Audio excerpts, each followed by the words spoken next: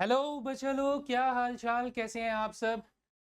सभी बच्चा लोगों को स्वागत करता हूं अनअकैडमी के डिफेंस गुरुकुल चैनल पर। और आज मैं आप लोगों के साथ एक बहुत ही ज़्यादा इम्पॉर्टेंट बात करने आया हूं, जो कि आप लोगों के लिए स्ट्रैटेजी की तरह काम कर सकता है। तो बहुत सारे बच्चे एक खास तरीके की परेशानी को फेस करते हैं, और वो परेशानी है कि सर प्रैक्टिस कैसे करें, रिवीजन कैसे करें। तो ये आपकी भी प्रॉब्लम है ना, है ना।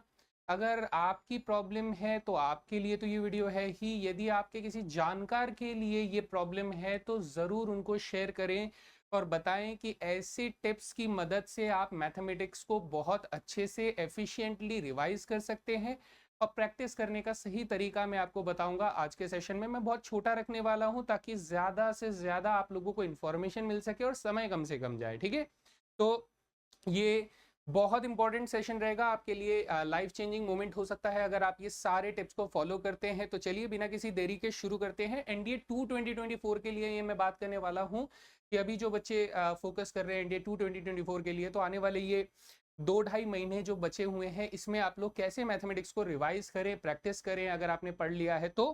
ठीक है, तो चलिए सबसे पहले जो मेरा तरीका होता है, मैं इसके अंदर बात करना चाहता हूं कि मैं अपने टाइम पे कैसे रिवाइज किया करता था। तो मैं उन बातों पर आप लोगों से डिस्कशन करूंगा जो कि मैंने फॉलो किए थे।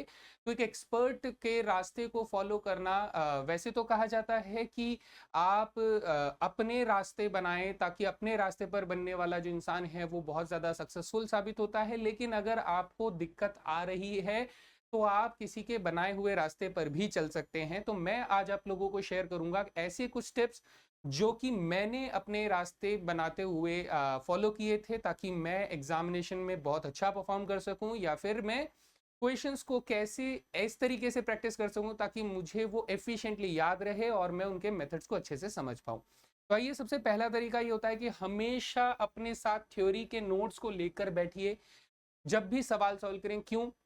क्योंकि जब कोई क्वेश्चन आपके सामने आता है तो आप हो जाते हैं परेशान अगर वो क्वेश्चन नहीं सॉल्व होता है। तब आपको लगता है कि भैया इसमें कौन सा फॉर्मूला लग रहा है, तब आपको लगता है कि सर इसमें कौन सा कॉन्सेप्ट लग रहा है। ये बड़ी दिक्कत वाली चीज होती है, और ऐसा नहीं है कि ये सिर्फ आपके साथ होती है, ये सबके साथ होती है। इवन ये मेरे साथ भी हुआ करती थी। तो मैं अपने नोट्स एक तरफ रखता था और प्रैक्टिस कॉपी के साथ मैं हमेशा बैठता था, ताकि जब भी मैं कोई क्वेश्चन सॉल्व करूं तो मुझे रेफर करने के लिए मेरे नोट्स अवेलेबल रहे हमेशा। अब ऐसा नहीं होना चाहिए कि आप एक क्वेश्चन करा और आपसे वो नहीं सॉल्व हो रहा है तो आपने उठे, आप नोट्स लेने गए और उतनी देर में आपका मन बदल गया या फिर आपका डिस्ट्रैक्शन कहीं पर आ चला गया। तो ये एक एफिशिएंट तरीका नहीं माना जाता है। तो सबसे पहले अपने नोट्स लेकर बैठें। इसमें सबसे इंपॉर्टेंट चीज क्या होती है बेटा? सबसे इंपॉर्टेंट चीज अगर मैं बात करूं तो फॉर्मूला रिकॉल करने में हेल्प होती है। कोई भी फॉर्मूला अगर आप भूल जाते हैं तो आपके नोट्स में वो फॉर्मूले अच्छे से लिखे रहते हैं, क्योंकि आपने अपने हाथों से बनाए हैं। तो फॉर्मूला रिकॉल करने में हेल्प होती है। कॉन्सेप्ट को तुरंत रिवाइज कर सकते हो, यानी अगर मान लो कोई क्वेश्चन सॉल्व करते हुए उसमें जो कॉन्सेप्ट लग रहा है आपको दिक्कत आ रही है, तो आप उसे तुरंत उसी वक्त रिवाइज कर सकते हो। This is the process of revision.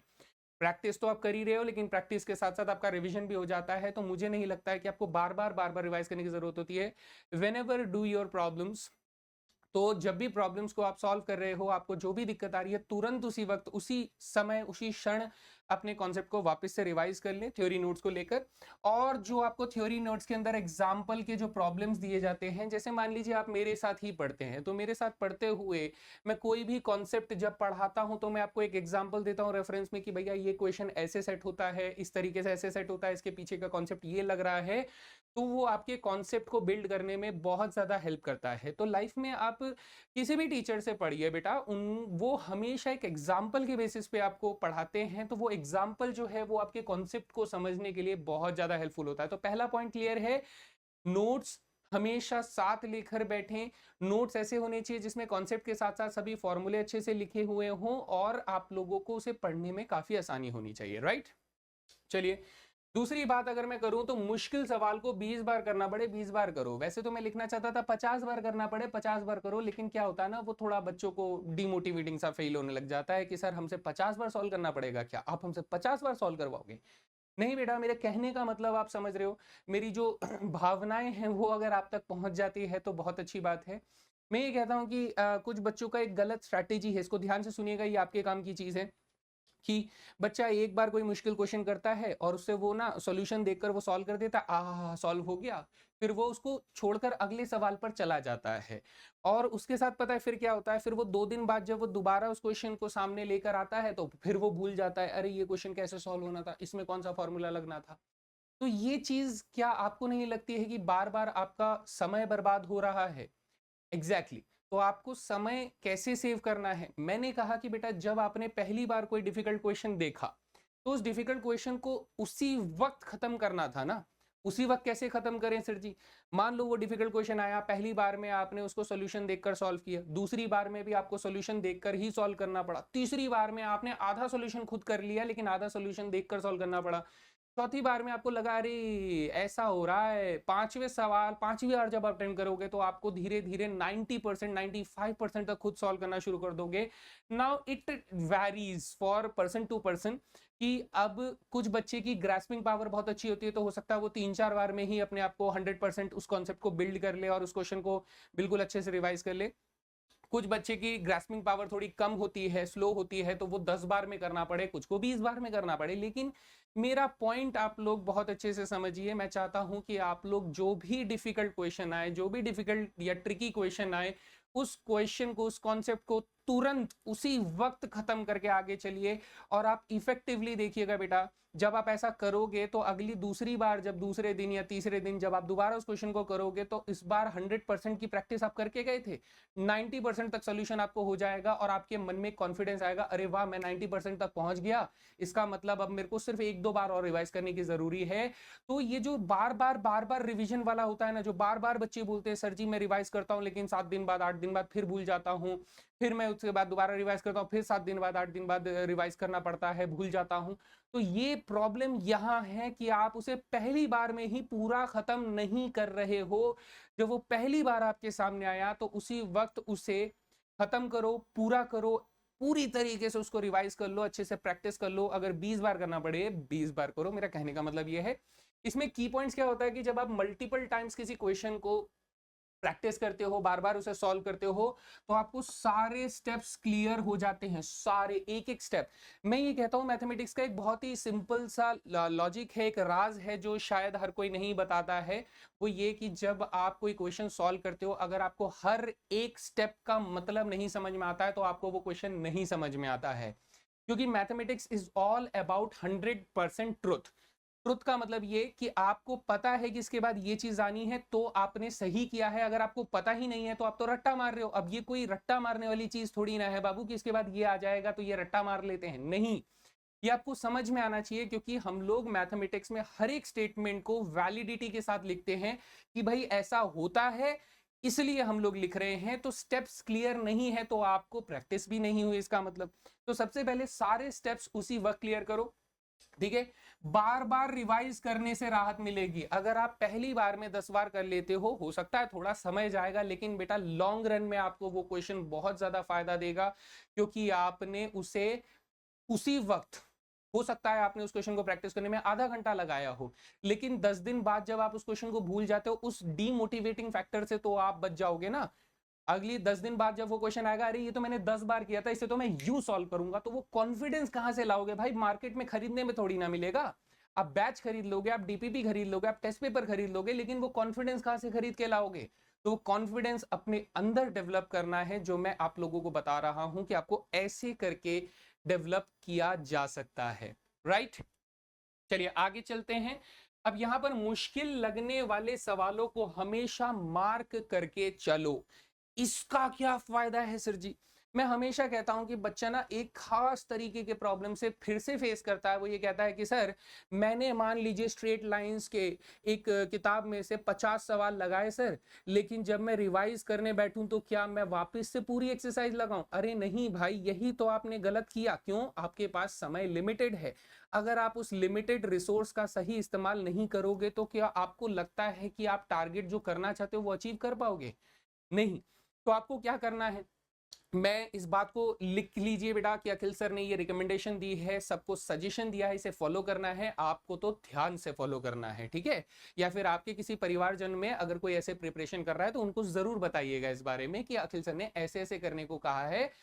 चलो अब बात करते हैं उसके ऊपर। बात ये है कि बाबू, जब आप कोई एक्सरसाइज कर रहे हो उसमें 50 सवाल है, मैं कहता हूं कि आप बहुत अच्छे हैं पढ़ाई में, तो आपने 50 में से 30 सवाल एक बार में सॉल्व कर लिए।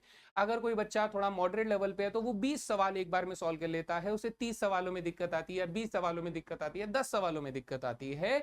मैं कहता हूं कि आप उन 10 सवालों को टिक लगा के रख दो, मार्क कर दो, कुछ भी स्टार लगा दो, टिक लगा दो, जो मन करे आप वो लगा दो। ऐसा क्यों किया? बुक गंदी करना अच्छी बात है क्या? नहीं, बुक गंदी करना अच्छी बात नहीं है, लेकिन आपका टाइम सेव करना बहुत अच्छी बात है। अब वो टाइम कैसे सेव होगा? टाइम ऐसे सेव होगा कि जब आप अगले 7-8 दिन बाद, 10 दिन बाद, 15 दिन बाद, जैसा भी आपको फील होता है कोई चैप्टर मुझे कितने दिनों बाद रिवीजन करना है, तो जब आप वो किताब की एक्सरसाइज दोबारा उठाओगे तो आपको पता होगा कि ये 30 सवाल तो मैंने ऐसे ही सॉल्व कर दिए थे, मुझे इन 20 सवालों को दोबारा एक बार कर लेना चाहिए। क्योंकि बेटा, आप दोबारा 50 सवाल लगाओगे तो आपका समय जाएगा, लेकिन आपको फायदा कुछ नहीं होगा। आपको दिक्कत मुश्किल सवालों में ही आ रही थी ना, ट्रिकी क्वेश्चंस में ही आ रही थी ना, तो प्रैक्टिस किसकी चाहिए थी? सिर्फ ट्रिकी क्वेश्चंस की या सारे सवालों की? तो कॉन्सेप्ट आपको शायद बात समझ में आ गई है। तो इसमें क्या होगा, रिवीजन के वक्त आपको सारे सवाल दोबारा नहीं लगाने पड़ेंगे, ये सबसे पहली चीज। कम सवाल होने की वजह से दोबारा रिवाइज करने में मन लगेगा। मतलब एकदम से क्या होता है ना, बहुत सारे सवाल जब आपके सामने आ जाते हैं तो फिर आपको तो अरे यार फिर से 2 घंटे देने पड़ेंगे क्या ये 50 सवाल सॉल्व करने के लिए? तो वो मन आपका कहाँ विचलित हो रहा है? सिर्फ क्वांटिटी देखकर, क्वांटिटी। लेकिन मैं कह रहा हूं फोकस ऑन द क्वालिटी, कि उस 50 में से 30 सवाल तो आपने पहले ही सॉल्व कर लिए थे, वो भी बिना देखे, बिना मदद के एक बार में सॉल्व कर लिए थे। तो वो क्यों करने हैं? बचे उन 20 सवालों को करो ना जो आपको डिफिकल्ट लगे थे। और ये मैं करता था, यकीन मानो, दिल पर हाथ रख के मैं कह रहा हूं कि ये मैं करता था। मैंने कभी भी पूरी पूरी एक्सरसाइज जो है पूरी सॉल्व नहीं करी है, मैंने हमेशा उन सवालों को दोबारा सॉल्व किया है जिनमें मुझे लगता है कि भैया मैं इसे भूल सकता हूं, या फिर मुझे ये क्वेश्चन ट्रिकी लगा था तो एक दो बार और प्रैक्टिस कर लिया जाए। तो एग्जाम से पहले जब फाइनल 7-8 दिन बचते हैं, 10 दिन बचते हैं, तब आप रिविजन करते हो, तो तब आपको पूरी एक्सरसाइज अगर कोई लगाने के लिए बोले तो आपको कैसा फील होगा? बहुत बुरा लगेगा ना। तो एग्जैक्टली उस चीज से बचने के लिए आपको पता है कि हर एक्सरसाइज में अगर आपने 10-10 सवाल टिक कर रखे हैं, मुझे सिर्फ इतना रिवाइज करना है, तो कितना क्विक, कितना एफिशिएंट और कितना क्वालिटी वाला रिवीजन आप लोगों का होगा, ये बात मैं आप लोगों को समझाना चाहता हूं। तो इन 3 बातों का बहुत अच्छे से ध्यान रखिए। पहला ये कि आपको हमेशा अपने नोट्स साथ में लेकर बैठना है, ताकि कभी भी कोई भी रेफरेंस चाहिए कॉन्सेप्ट का तो आप उसे तुरंत ले सकें, आपको उठना ना पड़े। इससे माइंड डिस्ट्रैक्ट होने के बहुत सारे चांसेस बनते हैं। एक कांस्टेंट स्टडी लेने का तरीका, बेहतर तरीका ये रहता है। दूसरा, कोई भी सवाल अगर आपके सामने डिफिकल्ट वाला आ रहा है तो उसे उसी वक्त खत्म करें, चाहे वो 10 बार प्रैक्टिस मांगता हो 10 बार करें, 20 बार मांगता हो 20 बार करें। तीसरी चीज ये कि भैया, कोई भी मुश्किल लगने वाला सवाल हो उसे तुरंत उसी वक्त मार्क करें, क्योंकि ये मार्क करने से आप जब रिवाइज करने वापस आओगे इस एक्सरसाइज को तो आपको पता होगा कि मुझे ये वाले सवाल दोबारा करने हैं, ये वाले तो मैंने खुद से कर लिए थे। So that is the strategy. And I guess आप लोगों को ये बात बहुत अच्छे से समझ में आ गई है। मैं बहुत ज्यादा लंबा नहीं रख रहा हूं, क्योंकि भैया आपकी मदद करना चाहता हूं, आप लोगों का समय बर्बाद नहीं करना चाहता हूं। तो आई गेस सबको बहुत बढ़िया से समझ में आ गया है। और अगर कोई भी आपको दिक्कतें आती हैं तो कमेंट सेक्शन खुला हुआ है, कमेंट सेक्शन में अपने सजेशंस दीजिए, अपनी परेशानियां बताइए, और मैं उसके ऊपर आप लोगों को सोल्यूशन देने की कोशिश करूंगा। So that was all guys, thank you very much. मिलते हैं ऐसे ही एक और सेशन में, तब तक के लिए जय हिंद।